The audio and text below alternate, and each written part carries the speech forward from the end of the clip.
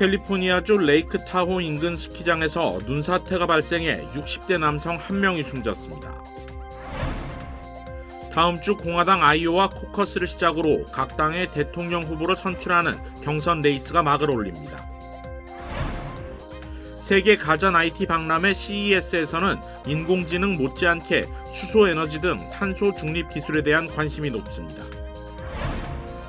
배심원 출석을 안 했다는 이유로 체포하겠다며 협박해 금전을 요구하는 전화 사기가 기승을 부리고 있습니다. 미국의 지난해 12월 소비자 물가가 시장의 예상을 웃돈 것으로 나타났습니다.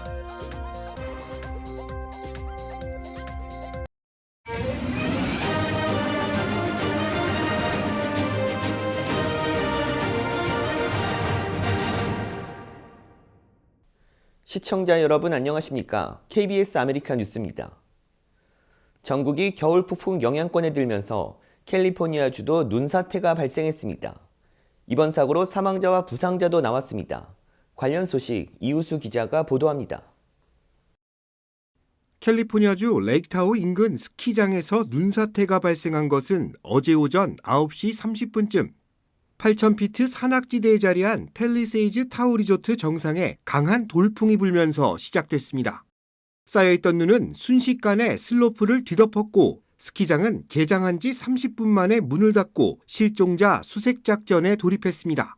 현장에 있던 시민들은 사고 당시 시야가 확보되지 않을 만큼의 강한 눈보라가 일어났으며 커다란 눈더미가 순식간에 슬로프를 집어삼켰다고 전했습니다.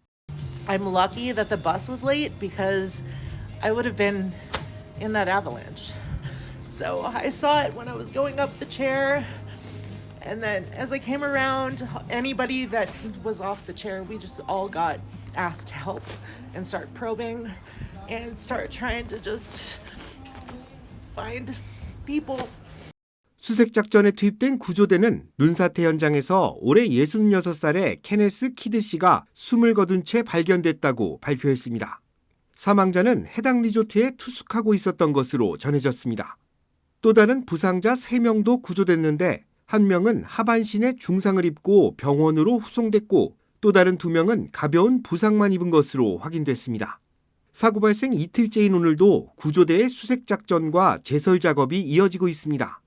하지만 아직까지 다른 부상자나 실종자들에 대한 소식은 전해지지 않고 있습니다.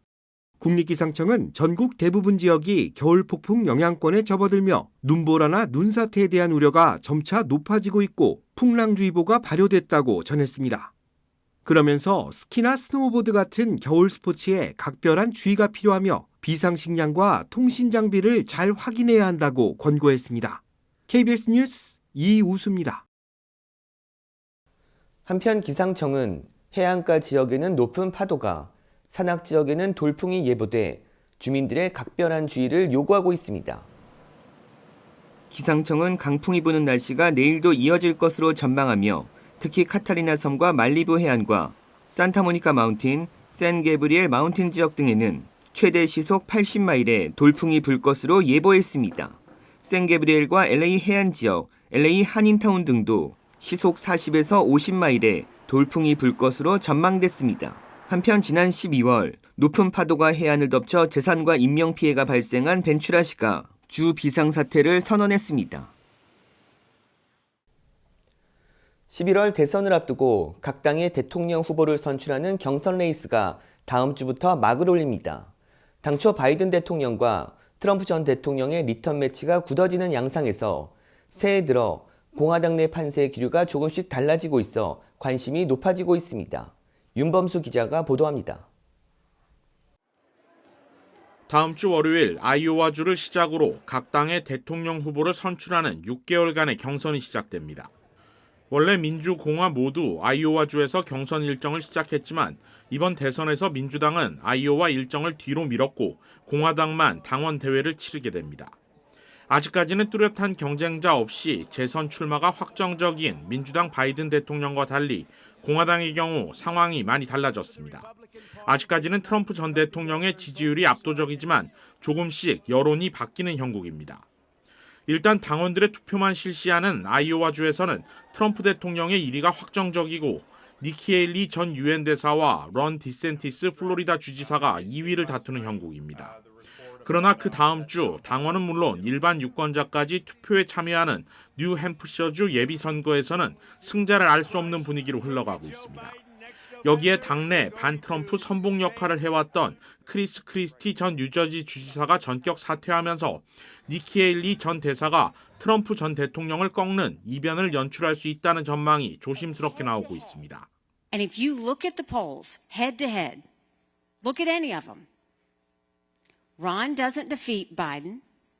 Trump is head to head with Biden. On a good day, he might be up by 2. In every one of those polls, I defeat Biden by double digits.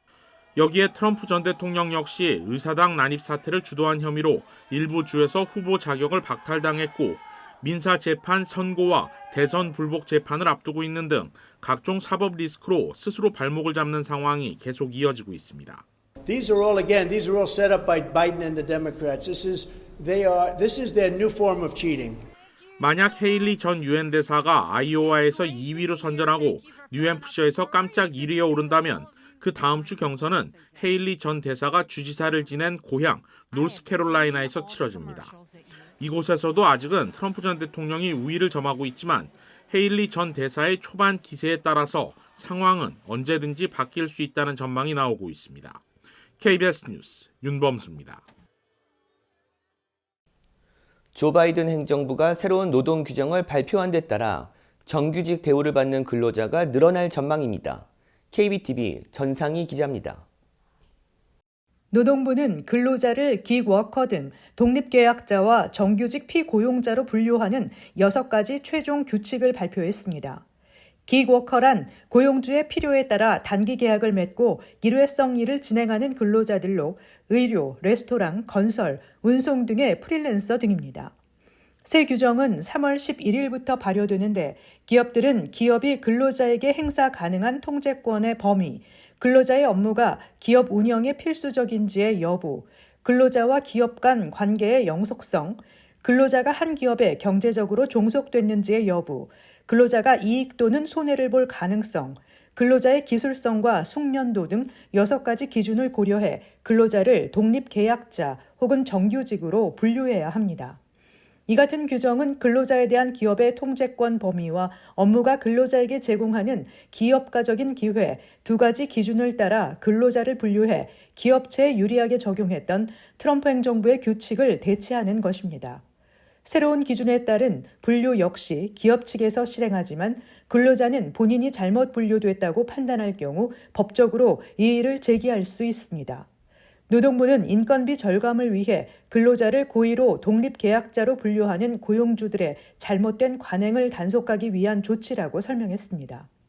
지난해 1월 경제정책연구소가 내놓은 보고서에 따르면 청소부, 건설 노동자, 경비원, 콜센터 근무자 등이 일반적으로 잘못 분류되는 근로자들에 속했으며 잘못된 분류로 인해 건설 노동자들이 입은 손실은 1인당 1,177달러에서 16,729달러에 달했습니다. 새로운 규정이 발표됨에 따라 수백만 명의 독립계약자들이 최저임금, 초과 근무수당, 실업보험 혜택 등을 보장받을 것으로 예상되지만 기워커들에 의존하는 서비스 업체들은 크게 반발하고 나섰습니다. 노동부 관리들은 새 규칙이 근로자의 기본권 보호 차원에서 분명한 도움이 될 것이라고 전했습니다. 한편 우버와 리프트는 새로운 규정으로 인해 노동자들을 정규직 직원으로 분류하지는 않을 것이라며 설문조사 결과 대다수의 근로자들이 독립계약자로 남고 싶어 했다고 밝혔습니다. KBTV 뉴스 전상입니다. 캘리포니아주가 주민복지 예산을 대폭 감축했습니다. 반면 서류 미비자에게 메디칼 혜택을 확대 제공하기로 약속했습니다. 게빈 뉴섬 캘리포니아 주지사는 379억 달러의 적자 예산에도 불구하고 서류 미비자에게 메디칼 혜택을 확대 제공하기로 했습니다. 올해 예산안 규모는 총 2,915억 달러로 이 중 48억 달러가 메디칼 예산으로 배정돼 26에서 49 사이 서류 미비자도 의료 혜택을 받을 수 있도록 했습니다. 반면 기후변화, 주택 프로그램, 학교 시설 지원은 85억 달러 삭감했고 교통과 조기교육 기금 등에서도 70억 달러를 축소 조정했습니다. 노숙자 문제 해결을 위한 예산도 삭감했는데 각 시와 카운티에 배정하는 노숙자 관련 지원금 2억 6천만 달러가 축소됐습니다. 캘리포니아 주 의회는 앞으로 6개월 동안 뉴섬 주지사와 논의 후 최종 예산안을 의결하게 됩니다. 세계 가전 IT 박람회 CES에서 수소 에너지 등 탄소 중립 기술에 대해 관심이 높은 것으로 나타났습니다. 황동진 기자가 취재했습니다. 어른 키보다 큰 네모난 이 차량. 공장이나 창고에서 물건을 옮기는 미래형 차량입니다. 교통 약자를 위해 고안된 미래형 이동수단. 이 모두를 움직이는 동력은 청정 에너지원인 수소 연료전지입니다. 물을 분해해 얻는 수소를 음식물 쓰레기 등 유기성 폐기물을 처리해 생산할 수도 있습니다. 친환경적으로 생산한 에너지를 친환경적으로 이동, 운반하고 그걸 효율적으로 다시 전기를 재생산하는 데 있어서 가장 효율적인 에너지원이라고 생각을 합니다. 매연 없이 전시관 안을 운행하는 꼬마 기차. 이 기차에도 수소 에너지 기술이 적용됐습니다. 수소 연료 전지에서 생산된 전기를 선로를 통해 전달합니다. 미래에 상용화할 드론에도 수소 발전기를 달게 됩니다. In the train tunnel, so I think that's a great idea that we have hydrogen fuel for renewable energy. 이 국내 기업은 2027년까지 세계 최초로 400메가와트급 초대형 수소 터빈을 개발할 계획입니다. 웬만한 화력발전소 4기 규모로 탄소 배출을 그만큼 줄일 수 있습니다. 국내 중소기업도 발전용 수소 가스 버너를 개발해 CES 혁신상을 받았습니다. CES는 지속가능한 발전이란 과제를 놓고 해마다 신기술을 선보여왔습니다. 올해는 수소와 AI에서 그 해답을 찾고 있습니다. 라스베이거스에서 KBS 뉴스 황동준입니다. 사법기관을 사칭한 전화나 문자 메시지 사기가 많은데요. 배심원 출석을 안 했다는 이유로 체포하겠다며 협박해 금전을 요구하는 전화 사기가 기승을 부리고 있어 당국이 경고에 나섰습니다.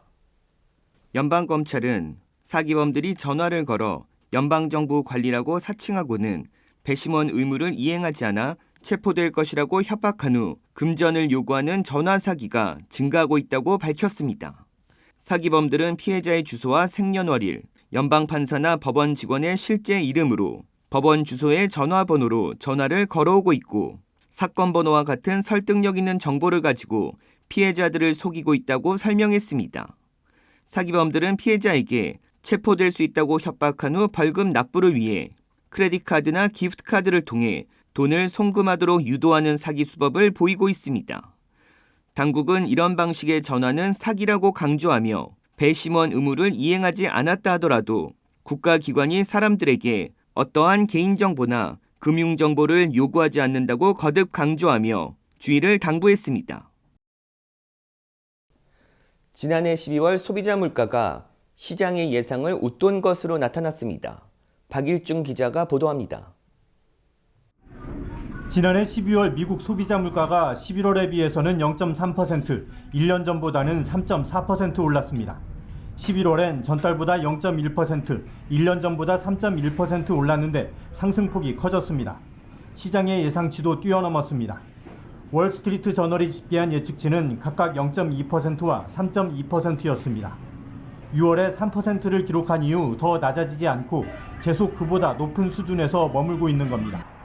미 연방준비제도 인사들은 물가 안정에 상당한 진전을 이뤘다면서도 현재 금리 수준을 상당 기간 유지해야 할 것이라고 밝힌 바 있습니다. 최근 미셸 보먼 연준 이사는 지나친 긴축을 피하기 위해 결국 금리를 내리는 게 적절하겠지만 아직 그때는 아니라고 말했습니다. 다만 변동성이 큰 에너지와 식품 가격을 제외한 근원 소비자 물가지수 상승률이 1년 전 대비 3.9%로 11월보다 낮아졌습니다. 연준은 물가 흐름을 읽을 수 있는 근원지수를 더 중시하고 있습니다. 또 실업수당 청구 건수도 줄어든 것으로 나타나면서 경기 연착륙에 대한 기대감도 높였습니다. But so far, it's been trimming back, mostly like the narrative that's supporting the consensus estimates for a soft landing has developed. 이 지수 발표 이후에도 늦어도 5월엔 연준이 금리를 내릴 거라는 압도적인 전망은 거의 변하지 않았습니다. 한편 현지 시각 11일부터 비트코인 현물 ETF 거래가 시작됐고 장 초반 일부 거래소에서 49,000달러를 돌파했던 비트코인 가격은 ETF 현금 정산 시점인 오후 4시 현재 46,000달러 선에 거래됐습니다. 뉴욕에서 KBS 뉴스 박일중입니다. 로이드 오스틴 국방부 장관이 자신의 입원 사실을 대통령은 물론 직무대행 대상자에게조차 알리지 않아 논란이 되자 국방부 감찰실이 조사에 착수했습니다. 오늘 국방부 대변인은 국방부 감사실에서 오스틴 장관의 입원과 관련한 역할, 과정, 절차와 행동 등에 대한 감찰을 시작했다고 밝혔습니다. 고위 지도부에 공백이 생길 경우 이를 신속하고 적절하게 통보하고 권한을 효과적으로 이양하는 데 충분한지 등이 감찰 대상이라고 설명했습니다. 국방부 감찰실 조사는 국방부의 자체 평가와 별개로 백악관도 별도로 권한 위임이 필요할 경우 통보 절차 등에 대한 검토를 진행 중입니다. 앞서 지난달 전립선암 수술을 받은 오스틴 장관은 수술 후 감염 문제로 이달 1일 입원했는데 조 바이든 대통령은 4일까지 이 사실을 알지 못해 미보고 입원 문제가 논란이 됐습니다. 도널드 트럼프 전 대통령과 공화당 일부 인사는 오스틴 장관의 경질을 요구하고 있으나 바이든 대통령은 오스틴 장관을 신뢰하고 있다고 백악관은 밝힌 바 있습니다. 비트코인 현물 상장지수 펀드 ETF 상품 거래가 오늘부터 개시됐습니다. 자산운용사 블랙록을 비롯해 11개 비트코인 현물 ETF가 상정돼 거래를 시작했습니다. 오늘 블랙록 ETF가 거래량 1,800만 주를 넘었고 그레이스케일 ETF는 1,100만 주로 뒤를 이었습니다. ETF는 주식처럼 거래소에 상정돼 거래되는 상품 특성상 초기 시장 점유율을 높이기 위해 투자자들이 몰리고 있다는 분석입니다. 한편 가상화폐 거래소 코인베이스는 비트코인 한 개당 가격은 현물 ETF 승인 발표 이전인 24시간 전보다 크게 올라 2021년 12월 이후 약 2년여 만에 49,000달러를 돌파한 후 하락세를 보여 46,000여 달러대에 거래되고 있다고 밝혔습니다. 가상화폐 시가총액 2위인 이더리움 가격은 동일 기준 10% 이상 오른 2,690달러를 기록하다 현재 2,600달러대에서 오르내리고 있습니다. 도널드 트럼프 전 대통령과 관련된 사기대출 의혹에 대한 민사 재판이 오늘 이뤄졌는데요. 재판을 담당한 판사가 공판을 앞둔 이른 새벽에 폭발물 테러 협박을 받은 것으로 나타났습니다. KBTV 김은지 기자가 보도합니다. 오늘 AP통신 등에 따르면 뉴욕주 나소 카운티 경찰은 오늘 오전 5시 30분경 아서 앵구론 판사의 자택에 대한 폭발물 신고에 출동했다고 밝혔습니다. 경찰 수색 결과 자택에서는 아무것도 발견되지 않았습니다. 이는 트럼프 전 대통령의 자산 부풀리기 의혹 민사재판 최종 변론을 불과 몇 시간 앞두고 일어난 소동이었습니다. 트럼프 전 대통령은 오늘 최종 변론에서 직접 발표문을 읽을 예정이었습니다. 하지만 관련 사안에 대해 집중해서 진행하라는 앵구론 판사의 요구를 변호인단이 거부하자 앵구론 판사는 전날 트럼프 전 대통령의 변론 자체를 취소한 것으로 알려졌습니다. 앵구론 판사와 동료들은 지난해 재판이 시작된 이후 수많은 협박에 시달려왔습니다. 특히 트럼프 전 대통령이 지난해 3월 담당 재판연구원이 민주당 쪽 인물이라는 취지의 게시글을 SNS에 올리자 판사와 재판연구원에 대한 위협이 폭발적으로 증가했습니다. 하루에도 20에서 30통의 협박 전화가 개인 전화로 걸려오고 많게는 50개의 이메일과 메시지를 받는 등 심각한 수준으로 알려졌습니다. 앵구론 판사는 트럼프 전 대통령과 트럼프 그룹이 은행과 보험사로부터 유리한 조건으로 대출을 받기 위해 보유 자산 가치를 허위로 신고했다는 뉴욕주 검찰의 소송을 담당하고 있습니다. 오늘 새벽에 발생한 소동을 뒤로하고 재판은 앵구론 판사에 대한 경호가 강화된 상황에서 예정대로 진행됐으며 재판부는 이르면 이달 말 선고에 나설 것으로 전망됩니다. 배심원단 없이 진행되는 이 민사소송에서 앵구론 판사는 이미 트럼프 전 대통령 측이 보유 자산 가치를 부풀리는 사기 행각을 벌였다는 검찰 측의 주장을 인정한 바 있습니다. 이번 판결 방향에 따라 트럼프 전 대통령과 트럼프 기업은 최대 2억 5천만 달러에 달하는 벌금과 함께 뉴욕주 내에서 사업할 권리를 상실할 수 있습니다. KBTV 뉴스 김은지입니다. 소비자 단체가 스타벅스에 소송을 제기했는데요. 스타벅스의 원두가 윤리적으로 구매되지 않았다는 게 이유입니다. 전국 소비자연맹은 스타벅스의 원두와 차를 공급하는 농가와 관련한 언론 보도 등을 언급하며 스타벅스를 상대로 워싱턴 DC 고등법원에 소송을 냈습니다. 이들 단체가 거론한 사건 중에는 2022년 브라질의 커피 농가에서 17명의 노동자가 경찰에 구속된 사건도 포함됐습니다. 스타벅스에 차를 공급하는 이곳 농장 노동자들은 보호장비 없이 야외에서 일하며 약 60kg의 커피자루를 들었고 노동자 중에는 10대 청소년도 3명 포함됐습니다.